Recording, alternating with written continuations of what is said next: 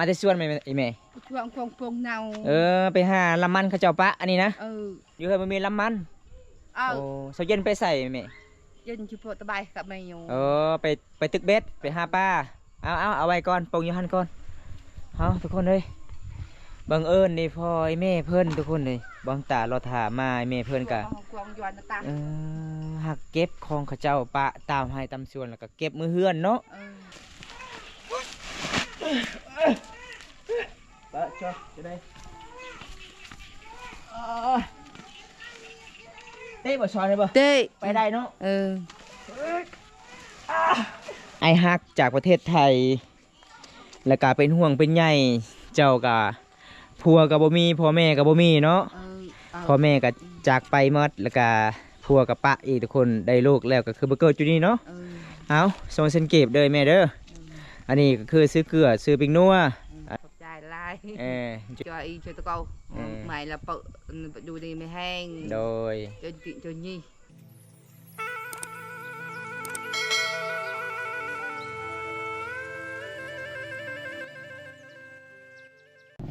เอาทักทายสวัสดีทุกคนสวัสดีบรรยากาศยามแลงทุกคนนะเมื่อนี้บำตากะมีเวลาว่างๆก็เลยบำตากะจัดให้ตามของขอผู้ยังใจดีจากประเทศไทยทุกคนแล้วบำตาไปช่วยเหลือครอบครัวที่ยากจนในเขตชนบทหมู่บ้านสบุทุกคนครอบครัวเสาเย็นได้ก็เลยเมื่อนี้กับบำตากะจัดให้ตามของขอไอ้ใหญ่เพิ่นจากประเทศไทยทุกคนแล้วก็ซื้อให้เสาเย็นเข่าไอ้ใหญ่พากมา800,000กีบแล้วก็บำตาซื้อข้าวซอบหนึ่งแล้วก็600,000ทุกคน200,000เหลือก็คือบำตากะสิมอบทางนั้นทุกคนจะมีบำตากะสิเดินทางเดินทางผู้เดียวเมื่อนี้สื่อตามหานพี่น้องเฮาเวียดนามทุกคนเลย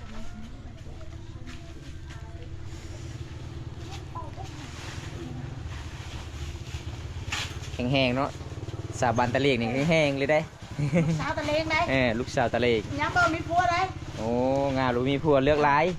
ไปมามีวัวมีควายแล้วมีควายแล้วไปอยู่นี่นะ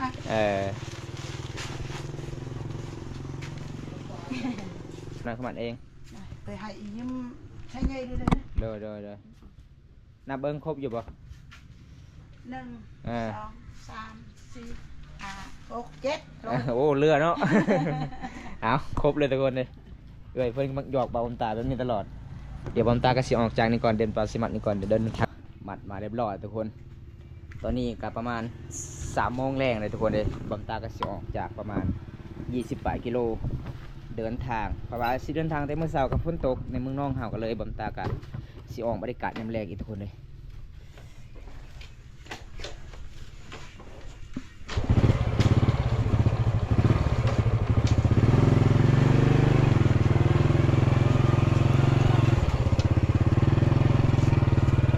อันนี้ในเมืองน้องเฮาที่สบายเมืองน้องเฮาก็ประมาณนี้เลยทุกคน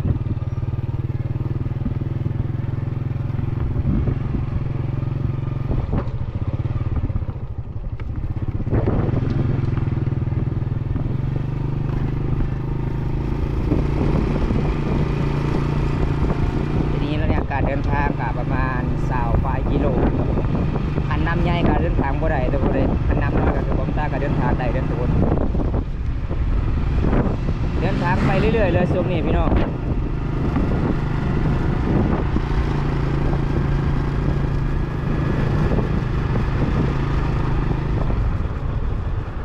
ฝนฟ้าอากาศมานี่มืดครึ้มขนาดเลยบรรยากาศรอบๆแคมป์เซละนองอันนี้คือเส้นทางแวะไปสู่บ้านตะเลงเลยทุกคนนี่พี่น้อง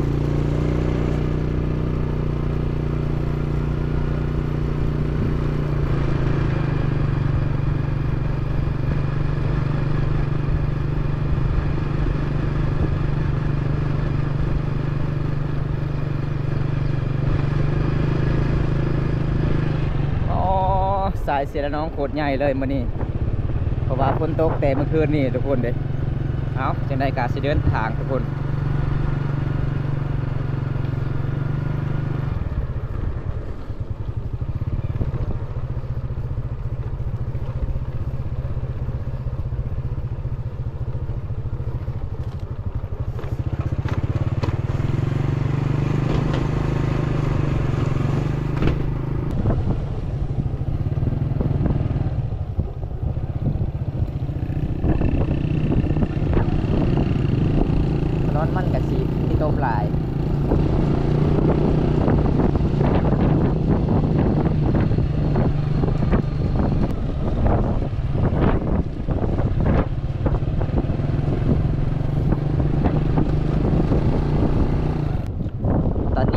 ไก่ซีฮอดแดนหมู่บ้านเสาเย็นหรือหมู่บ้านสะบึกอากาศก็เย็นเย็นเด้อันนี้เป็นแล้วเขาเจ้ากาสิบอนคอยด้วยสวยทุกคนคันก็เจ้าบ่ได้ปูย่างนี่เฮาขึ้นบ่ได้เลยพี่น้องเอ้ยในหน้าฝนมันเป็นสัตว์ที่คนหินหลากหลายเลยหลายที่สุดยากที่สุดเฮาเดินทางแต่อันนี้เขาเจ้าปูย่างกันเดินทางก็สะดวกสบายเลยทุกคนแต่เส้นทางนี้ก็มีห้วยนี่ล่ะทุกคนที่เสี่ยงที่สุดที่อันตรายที่สุดเลยคันน้ำใหญ่ก็คือเขาไปบ่ได้เลยทุกคนเวลาน้ำใหญ่มันก็ใหญ่ไปเวลาน้ำลงมันก็ลงไวน้ำกันมันมาจากแต่ภูเขาป้อน้ำกำลังมาเลยพี่น้องเอ้ยป้อน้ำกำลังมาเลยเอาน้ำโคตรมาแต่ภูเขาเลยทุกคนเห็นบ่โอ้นี่น้ำข้นขนาดเลยมาแต่ภูเขา2-3 ปีที่แล้วก็จะมีคนหนึ่งเสียชีวิตในจุดนี้เลยคนข้ามน้ำนี่แหละพี่น้องเลยเอาจะได้บัมตากระตองสู้ครับสู้เพื่อผู้ใหญ่ใจดีและการทำบุญน้ำกัน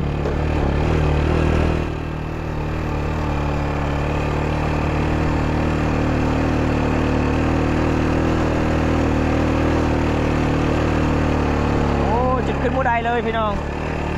รถปั๊มตามันโมแห้งแล้วทุกคนรถเก่าแล้วรถ16 กว่าปี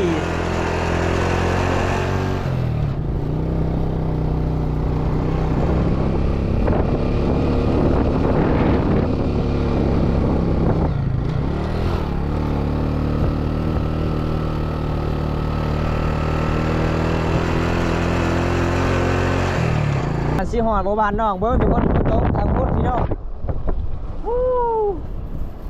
นี่ลมตากาเสียงให้เอซีนะครับชมนี่เห็นบ่ทุกคนฝนตกมืดขนาดเลยพี่น้องเพราะว่าช่วงนี้ข้าเจ้ากากำลังสีปลูกข้าวซักข้าวให้ปลูกมันสำปะหลังอันนี้ก็คือสิหอดเขตหมู่บ้านน้องได้ข้าเจ้าต้องเฮ็ดหัวออมข้างๆทุกคนเลยหมู่บ้านนี่ก็อุดมสมบูรณ์เป็นเดิมเลยก็จะดำรงชีวิตโอ้ยพี่น้องเอ้ยบนบอมตามาย่ำแรงถ้ามาย่ำต้นเสานี่แสดงว่าไปบ่ได้เลยทุกคนฝนตกห้ามเลยตอนนี้ก็บอมตากับบ่ฮอดหมู่บ้านน้องเลยเด้อทุกคนเด้ฝนตกห้ามเลยทั้งภูเขาพี่น้องฝนแต่บอมตามาบ่แน่ฝนกับบ่ได้ยกสามใส่บอมตาทุกคนฝนตกเรียบร้อยเลยเข้าที่บอมตาเสียให้สำเร็จพี่น้องบรรยากาศยามแรงๆในหมู่บ้านเสมอนี่แหละคือหมู่บ้านเนี่ยต้องน้องทำอะไรในหมู่บ้านที่มันมีสัญญาณโทรศัพท์เส้นทางนี้ก็ออกจากบันตรีเลยส่วนรายสาบานก็เจ้ากาออกให้ออกส่วนเลยยามแรงๆพี่น้องก็เจ้ากายังมาทันได้มาแต่ในส่วนของชีวิตภูเขาเสียหญ้าทุกคนเลยนี่คือเส้นทางเข้าบ้านนองเลยทุกคนเส้นทางเข้าบ้านนอง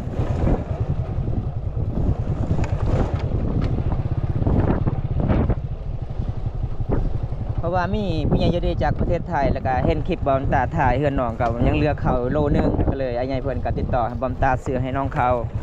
แล้วก็เลือกธนาบอมตากระหม่อมให้น้องซื้อเกลือปิ๊กหน่วยทุกคนเลย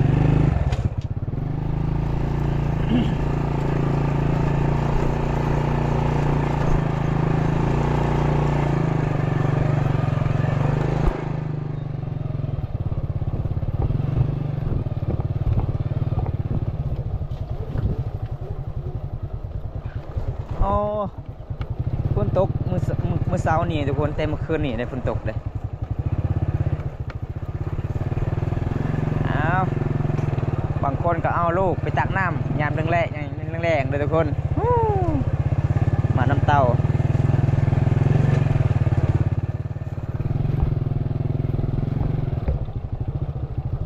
ในเส้นทางเขาบ้านนองอันนี้เส้นทางก็เจ้ากลับไปเอาน้ำกินทาง3 หมู่บ้านดำรงชีวิตเพราะว่าเฮือนน้องพูนทุกคนเลยเฮือนน้องกับบุมีอีฟ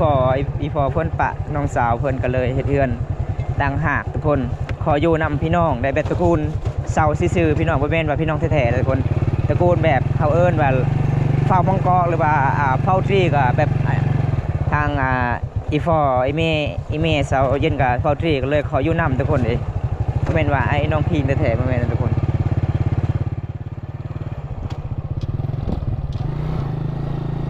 เอามาหอดเพื่อนน้องเลยเด้อทุกคน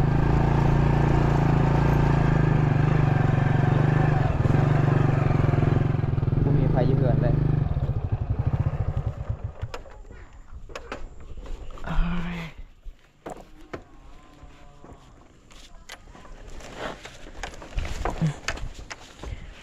โอ้ทุกคนเลยเพื่อนมาหอดเพื่อนน้องตอนนี้ก็คือบอมตากะมาหอดในเพื่อนน้องเลยทุกคนเลยอันนี้ก็คือบอมตาเดินทางก็ตกประมาณชั่วโมงป่าทุกคนบอมตากับบริษัทในเส้นทางเพราะว่าเส้นทางมันกะสิเดินหลายฝนตกอันนี้เป็นหมู่บ้านที่ภูเขามุมปูมาที่มันมีสัญญาณโทรศัพท์ติดต่อบ่ได้ทุกคนอันนี้ก็คือบอมตาซื้อมาเข้าสอบหนึ่งกาไปหาเพื่อนเขาเจ้าก่อนทุกคนมีคนเพื่อนอยู่บ่พี่น้องอันนี้เป็นบ้านน้องเลยทุกคนในบ้านน้องบ่มีพอเดียวกันอีเม่แล้วก็น้องสาวเพิ่นเกิดใหม่สบายดีมีคนเพื่อนมีคนอยู่เพื่อนบ่โอ้น่าสิบ่มีอะไรทุกคนเดี๋ยวบอมตากันนี่อยากขึ้นศาลก่อนเห็นบ่บันไดคนที่บ่มีพอคือแบบนี้ล่ะพี่น้องมีแต่ผู้หญิงอยู่เฮือนอยู่ศาลได้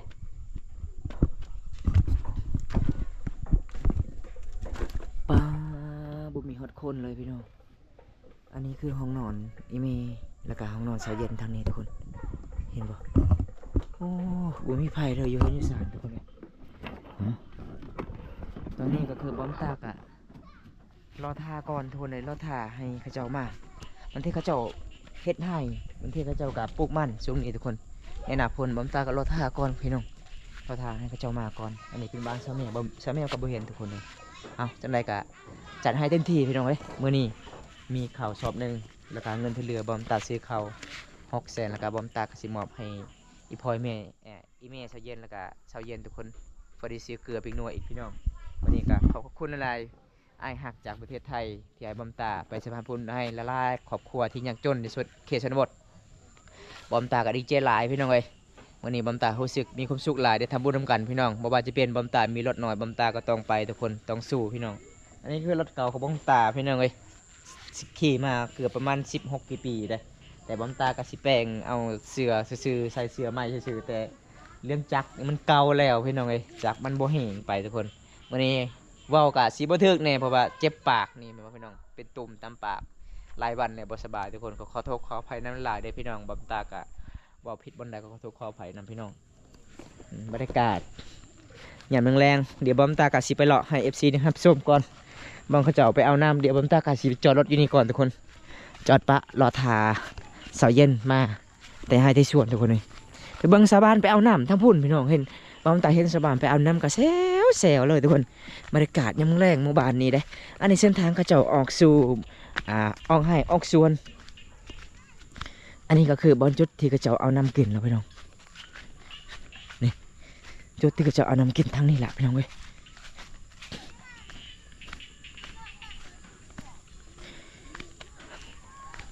ปลาโคตรหลายเลยสาบานโอ้เดี๋ยวพอสาวงามไม่ได้บังเอิญในหลีมาเมื่อนี้มีผู้บ่าวคอเพจสาวหันอีก เลยพอสาวหันโอ้ย FC คอเพจก็คือเป๊ะมาหาเลยทุกคน เดี๋ยวพอเพิ่นได้ สวัสดีสบายสบายไม่จับอ่ะอันนี้คือน้องสาวบาปทุกคนนางเอกบ่าววงฟองมังกร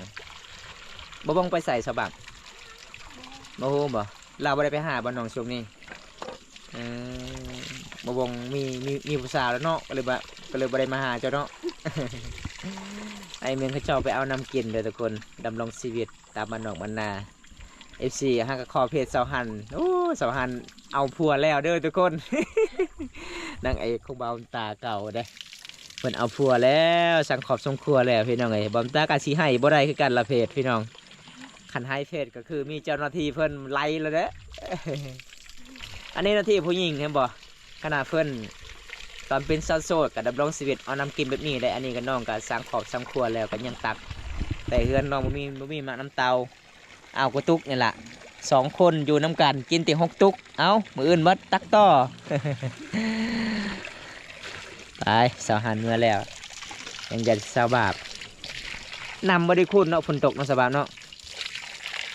สาวเย็นไปไสสาวบาปคือบ่เห็นมีเพื่อนบ่ฮู้บ่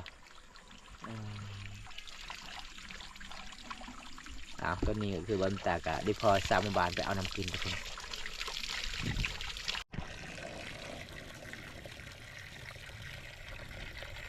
อันนี้คือนาทีของสาวลาวเขตชนบทเด้อทุกคนบางคนบ่มีไม้คานกะสิไผใส่กระทงอ่องเลยบางคนมีไม้คานก็ต้องหามแบบนี้นะทุกคนเอาเมื่อปะที่สบาบแล้วบัดนี้เนาะ ลุยเจ้าเพิ่นมีมันน้ำเต่าทุกคนมันน้ำเต่าเพิ่นกับคนงามเลย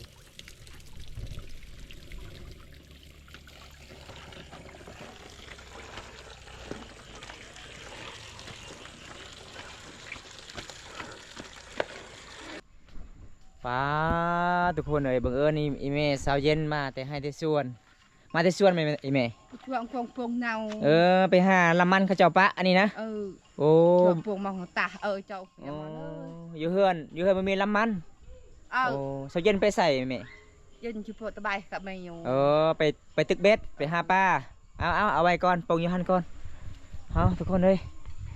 บังเอิญนี่พ่อไอ้แม่เพิ่นทุกคนเลยบางตาเราถามมาไอ้แม่เพิ่นกะหักเก็บของเขาเจ้าปะตามให้ตามส่วนแล้วก็เก็บมือเฮือนเนาะอันนี้เขาเจ้าก็บ่ได้ปลูกเจ้าเก็บเอาขึ้นเฮือนขึ้นศาลก่อนเอาทุกคนมื้อนี้กะบ่ได้พ่อเสาเย็นทำซ้ำทุกคนเลยเสาเย็นก็คือไปหาป้าเอาเมื่อเลยบ่เขากินนะเมื่อแล้วโอ้แต่เราโปรจัดละที่จะเจอมัมจัดจะมัมอยู่โปรจัดยังมันทันได้แล้วเนาะโอ้ยทุกคนทำก็ไปเอามื้อนี้ก็คือบอมตากาสีไปมอบเขาบัดเกะเขาก่อนนี่แม่เอาไปให้เขาก่อนทุกคนเลยนี่บอมตากาสีขึ้นให้อีแม่ขึ้นอยู่เฮือนอยู่ศาลก่อนทุกคนเลยคนว่าเข้าหมดแล้วพี่น้องบะจ้ะจะได้ซาปนายเอ็มเลยเต้บ่ชอนเลยบ่เต้ไปได้เนาะ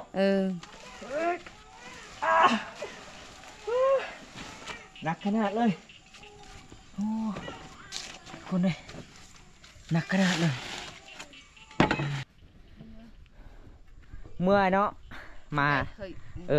ไปหาเต็มมือเสานี่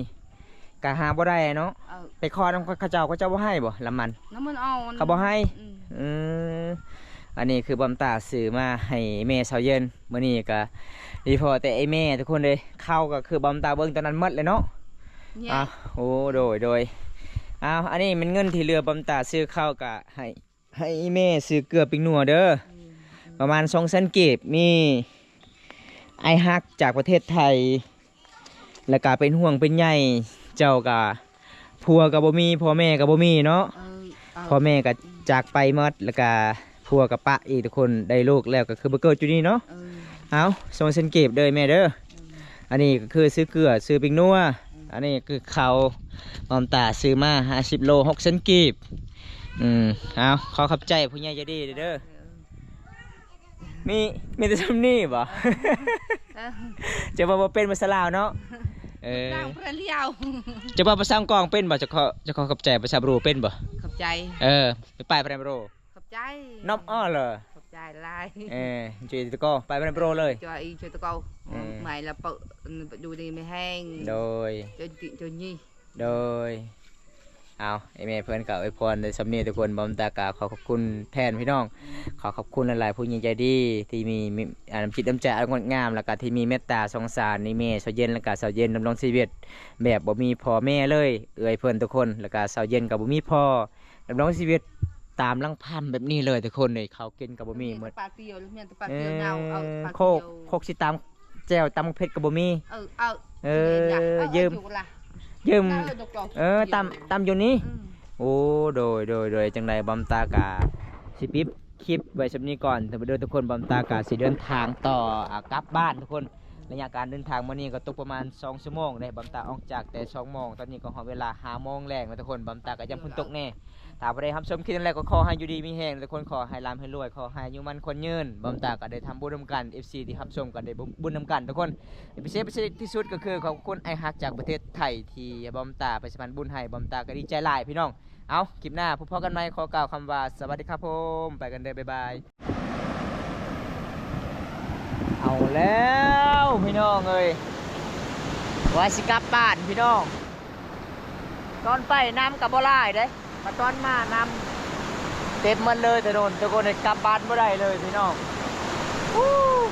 เป็นนี่แหละอันตรายที่สุดในหัวนี่ทุกคนแต่บอมตามา2 โมงน้ำกับบ่หลายบอมตาหลังจากบอมตาไปสะพานบุญให้อีเมย์เสาเย็นแล้วก็น้ำกำลังมาเลยทุกคนเลยกำลังแห้งเลยทุกคนตอนนี้กลับบ่ได้เลยโคตรอันตรายเลยทุกคนเอาแต่บอมตากะสีรอท่าให้มันค้ำก่อนทุกคนเลยถ่ายจุดนี้ก่อนให้นำลงก่อนแต่บอมตากะคันมันนำมาลงกันต้องจะเป็นกลับต่อบันทึกไปนอนต่อจะพูดทุกคนเลยบอมตากะสิบคลิปไปสุดนี้ก่อนพี่น้องติดตามพบกันใหม่สบายดีคนได้